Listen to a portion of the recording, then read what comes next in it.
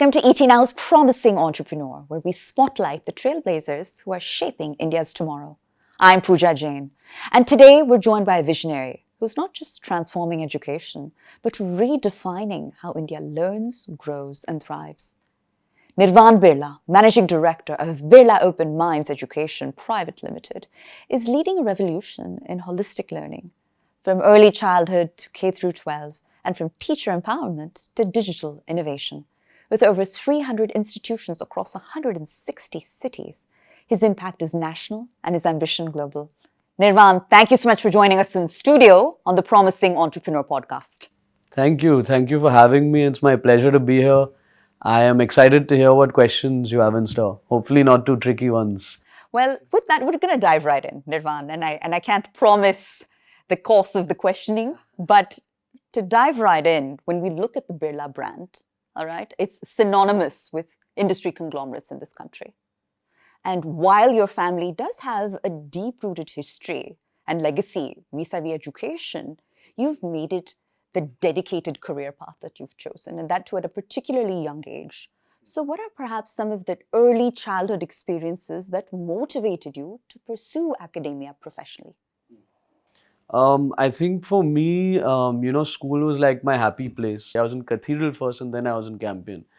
And even today, like my happiest memories are from school. Like whenever I revisit, my most positive or formative years in my life, always go back to school. And that feeling or that sentiment that's associated with school, for me to give that and to give that in the most positive way to the youth of the country is the best, possible path that I could take. Right. Also with education, my family's had a very, long and old relationship since pre-independence. We've been into education because it's the Birla family's way of giving back to society, giving back to India by impacting one of its founding pillars of the Indian society. And of nation building and the agenda at large. Exactly. And India with one of the highest youth populations in the world of over 330 million and growing is basically the most,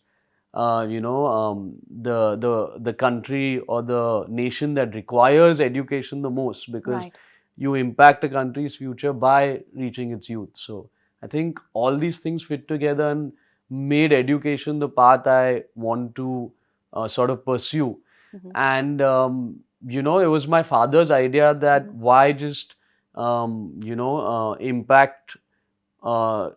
children and impact students through one or two schools. Sure. We wanted to open schools with a similar quality of teaching, similar quality of curriculum across the country because we wanted students to have access to those resources no matter which city they come from. Well, Nirvan, I think that makes for an excellent segue into my next question, which is focused on Birla Open Minds, which to my knowledge spans over 300 institutes nationwide across over 160 cities and counting. And it's being credited as offering a progressive education, a holistic education.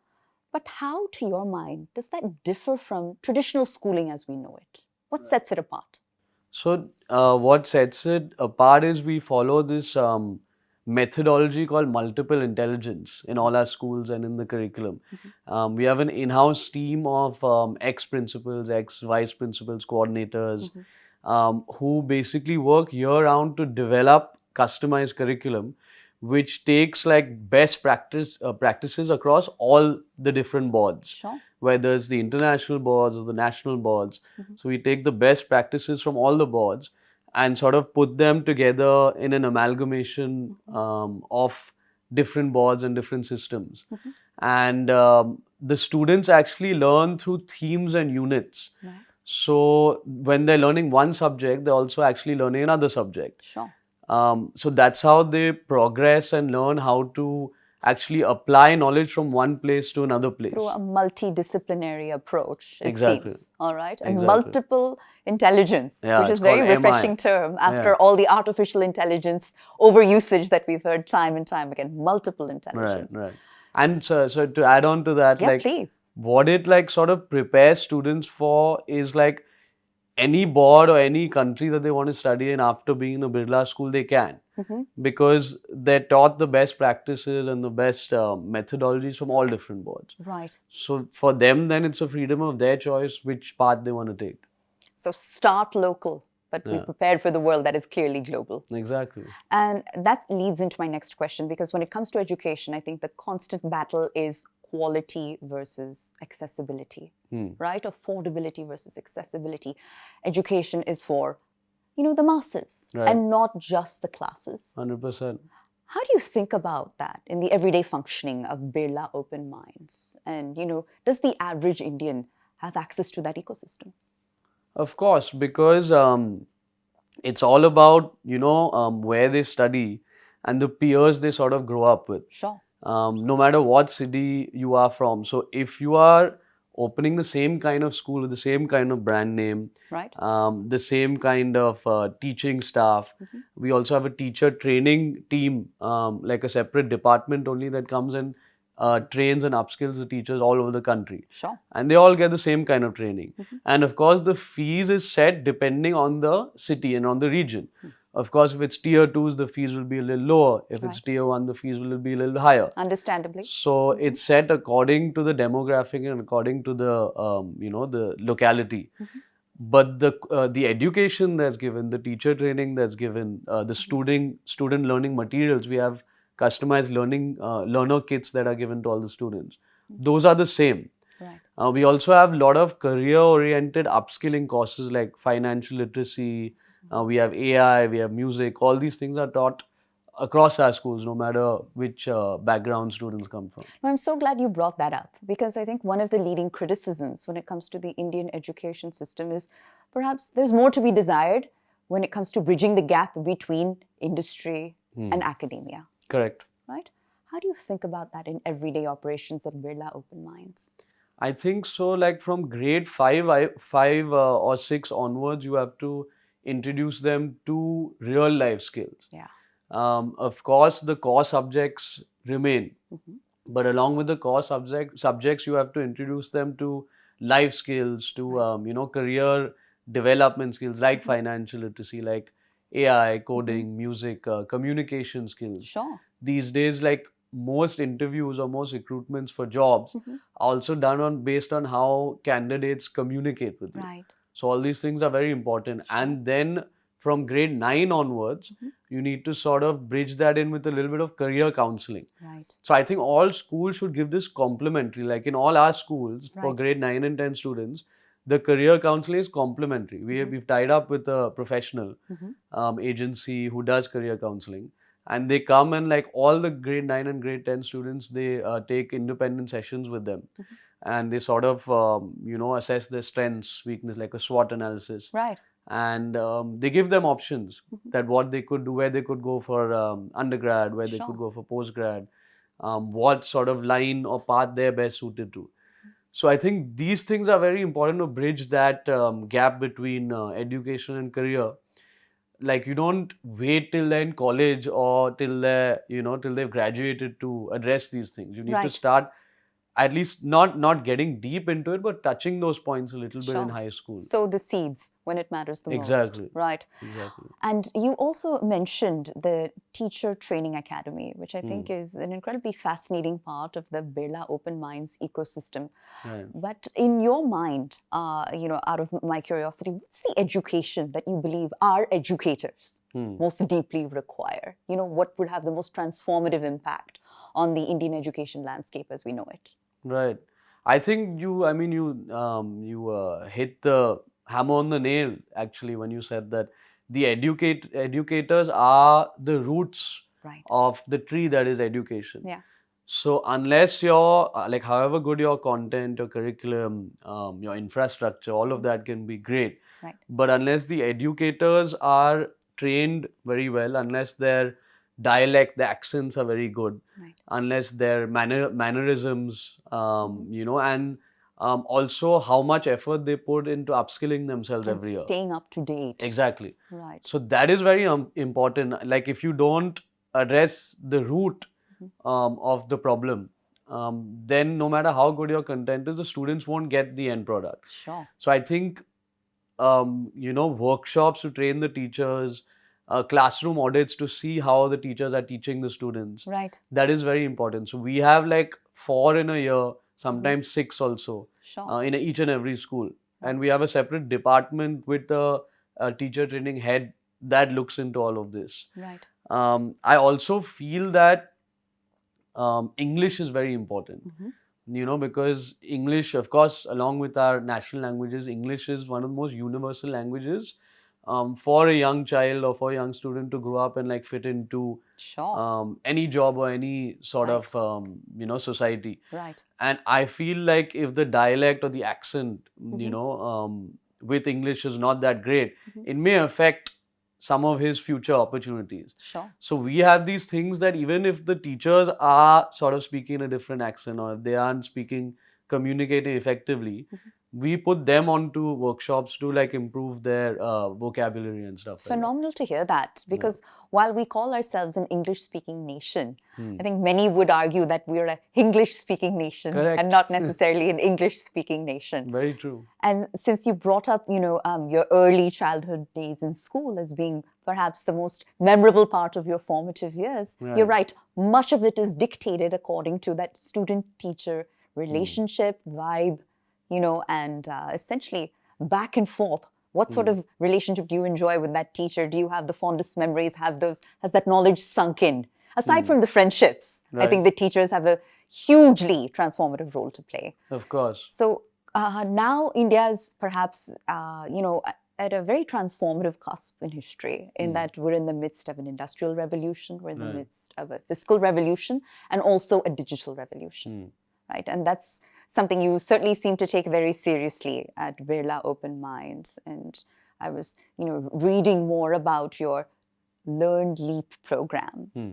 And given all the digital tools that surround us, and there's a vast sea of them, how do you actually determine which ones add value to the learning experience? I think it's hard to essentially separate fact from fiction when it comes to things like that. Correct, true. And there's an ocean of digital resources and tools that you can use today. And, of course, the whole AI craze that's going on right now about whether AI will sort of affect education, whether it'll replace education in some ways. Exactly. And, what kind of access or what kind of learning should students be given to AI as well. So I think, I don't think AI can ever substitute or replace education. I don't think technology can ever replace education. Sure. But I think it can be a very efficient enabler to education. And, I think, of course, students will or are actually currently using AI to help them with their studies, to help them with their practice, to even help them with their assessments. So we should look at prompt engineering more, teach students how to better use prompts. Which is an art in and of itself. It is. Yeah. It's really an art because you need to give the right input to get the right output. Right. So I think prompt engineering is very important. Prompt learning is very important. I also feel that, tech-enabled classrooms are the future. So that should be like a basic or mandatory that any school needs in its infrastructure before being built. And I think like a lot of the teachers, we've had this problem in a lot of our schools that a lot of the teachers are still averse to tech because they're very traditional. Right. And whether it's like LMSs or ERPs that they need to use, whether it's tech-enabled classrooms also that they need to use, they prefer traditional methods. Right. And I get it, in some lessons or in some practices, traditional methods sort of teach students the best, or they suit that lesson the best. But by and large, I think teachers also need to sort of get up to speed with technology, and they need to like treat it as their friend, not as like an alien in some ways. And as an ally. As an ally. And not a threat. Exactly. Right? And you very much seem to be bringing the business lens to academia through Birla Open Minds. So what's perhaps the most rewarding aspect of your role, both on a personal level as well as a professional level? Right. So I feel that, education is definitely like a sunrise sector. Because they have this thing, I don't know if you've heard of the hedgehog concept. Yes, I have. You have? Very Oh, great. recently. Yes, yes, yes. Brilliant. Yes. Right. So I read about it in a book. Yeah. And I think for me, all those circles Mm-hmm. sort of fit in with education. Like Mm-hmm. one circle is what you think you can be the best at, or one of Sure. the best at in the world. Right. The second is that, what is it that you do that you feel that you're not really working, that you Right. feel that you're not really, getting to office and stuff like that, that you're just being yourself, having fun. Right. And the third is what can you convert into a very efficient and providing economic engine. Sure. So I think for education, all these three things fit in for my personal life Mm-hmm. and from a business angle as well. Right. Because I think by and large, the education sector as of now is unorganized, Yeah. which is deeply basically fragmented. right? Right. Which is an advantage for me, right? Right. Because if it was organized, it would throw open the space for so many people to come in. Right. So right now, it is unorganized, it is untapped. And I think the sky is the limit. Mm-hmm. Of course, it's recession free, Mm-hmm. doesn't get affected by recession at Sure. all. Sure. And it's asset light. Unless you go into constructing a lot of schools all over the world, Mm-hmm. then of course it is asset heavy. But our model is by and large a franchising model. Right. It's a consultancy model. Right. So it's asset light and high margin. So of course the primary objective is to pass on all my happy memories, everything that I learned from my parents, from my Sure. teachers, Sure. to the youth. But behind all of that is a very lucrative and a very well-oiled, business. Right, I agree. And I Yeah. think you've really attempted to standardize and scale it, Right. since Birla Open Minds has kind of come under your leadership 2018 onwards, Right. basically, right? Now, look, Nirvan, one of the leading criticisms, perhaps, of the education system in this country is that while we've, as Indians, have always been appreciated for our technical prowess, right? When it comes to soft skills Right. or competing in managerial roles on the global stage, Right. perhaps we sometimes take the back seat. How do you respond to that? Where do the solutions lie? I think when it comes to technology, when it comes to data sciences, when it comes to mathematics, Right. I don't think that's the case. I think, in fact, Indians are the most proficient. Absolutely. Our technical prowess is undisputable. Undisputed. And like you see all the top companies globally, Right. in the IT sector specifically, or in the financial sector, Right. will always have Indians at the top rung. Right. Right? So, And that's no coincidence. exactly, Yes. right? Yes. Like, I mean, we're the guys who invented the zero after all. So, Right. so it's no coincidence. But I think what you're saying, you do have a point when it comes to dialect. So I think a lot of marketing related roles, a lot of sales related roles, a lot of like public facing related roles. Sure. I think that's where we need to brush up our skills a little bit when it comes to communication. Right. And I think that can change once there are more universities, Sure. higher education universities built around communication, built around PR, marketing, Right. built around like management as well, that come up in India. I think more private-public partnerships around universities need to come up in India so that students don't always think of whether they're going to go to the States or the UK to Right, study right. after school. First, they cross out the Indian options and then they go to the, Sure. only if the seats are full there, then they go abroad. Right, So I right. think that'll change the whole game. Yes. Because like that impacts the competitive industry and the job space a lot. What universities you graduate from. A lot of the corporates actually do headhunting from the Of universities course. as well. That's how placement works. Exactly. Yes. So yes. once more of these prestigious universities come up in India by Indians, Right. I think that'll change the full game. Maybe we'll begin to see a full-on reverse brain drain, so Yeah, to speak, and exactly. folks heading back. Exactly. Well, in many interviews, Nirvan, you've cited your father, Yash Birla, as being your guiding light, your Right. inspiration, your mentor, the person you look up to the most. Right. Right? If you had to sort of crystallize it to one message from him or one learning from him that has most deeply shaped your leadership philosophy and management mantra, what might it be? I think what he always tells me and what he follows is that, stick to your morals, your values, your principles, um, in good times for sure, Right. but even more so in hard times. Sure. Like a Wow. lot of times what people do is that they stick to their values, rules and principles during the good times. Right. But when stuff gets hard, Right. then it all, Falls gets apart. abandoned. And then that obstacle becomes an excuse that, oh, I only did this because I was in this situation. Right. But I think the real test of your resolve and like what makes you grow as a woman or a man Right. is when you stick through them, stick to your values or principles in the tough times. Sure. And that's what shapes you. Right. And those are actually put in your way to sort of test your resolve. Right. So I think that's what I've learned from him the most. I mean, I don't know if you know, but he went through a very tough time. I know. When he was 21. I followed his 22 journey. years old, actually. Yeah. So Yeah. he lost his entire family and he stuck to his morals. Like, Right. Another person in his place would have gone down a very different path, would have Sure. easily succumbed to things, because he technically had the world at his feet, right? Right. At that time. I mean, the world in his grasp, rather. Sure. And of course, he could have sort of given into distractions, Sure. given into temptations, given into whatever, but he stuck true to his values, his models with business, with Sure. personal life, with family. And he took to inner belief and spirituality to take him through that time. So Right. that's something I really look up to. Well, thank you for sharing that. And for our viewers who may be watching, and young entrepreneurs in particular, that may perhaps upon first impression say, okay, that's Nirvan Birla. He also has the world at his feet, right?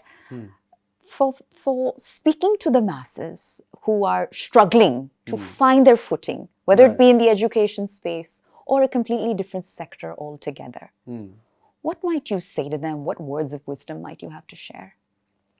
I think patience definitely is the first thing that comes to mind.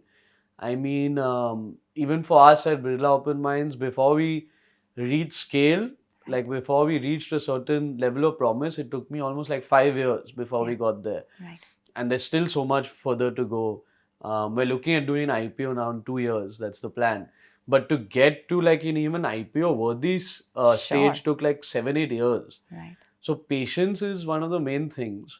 And I would also say that before you sort of decide a career path, Right. equip yourself with skills, like better yourself or hone your skills to the highest level before you take that up. Sure. For example, like, I don't know if you've heard of the Mahabharata, right? Yes. So before Arjun could like take part in any archery displays or battles or skills, he made sure like he trained day in, day out till he could hone his skills to that highest level. Right. So I think before you jump into something, first make sure you're ready for that. Don't just like go Wing it. wing it. Don't wing Yes. it. Like you wing it in life, but not at work. Right. So like at work, hone your skills the most. And I also think that if you're entering one thing or if you're starting a business or like whether it's your own business or you're working with somebody else, have tunnel vision.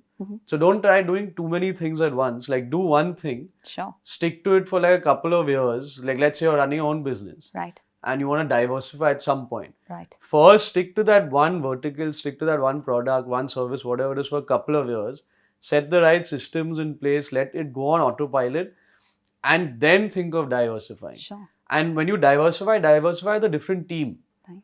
Don't yourself uproot that team and put them into 100 other things. Right. I think that's very important. Yeah. Very tangible takeaways there, Nirvan.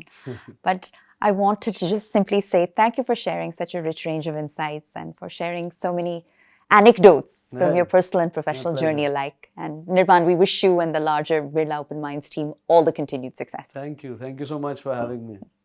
And ladies and gentlemen, Nirvan's story is one that's truly a vision, grit, and purpose. He's not simply building institutions, he's building futures. From empowering educators to creating jobs, his work has become a blueprint really for impact-driven entrepreneurship. So we'd like to say with that, thank you for joining us on ET Now's Promising Entrepreneur. And we look forward to watching Birla Open Minds and Birla Brainiacs reach even greater heights ahead. To everyone watching, if today's dialogue stirred something within you and you're hungry for more such stories where vision meets impact, Stay with us for more such powerful conversations ahead. Until then, keep building, keep evolving, and above all, keep believing in your journey. Only on etnow.in.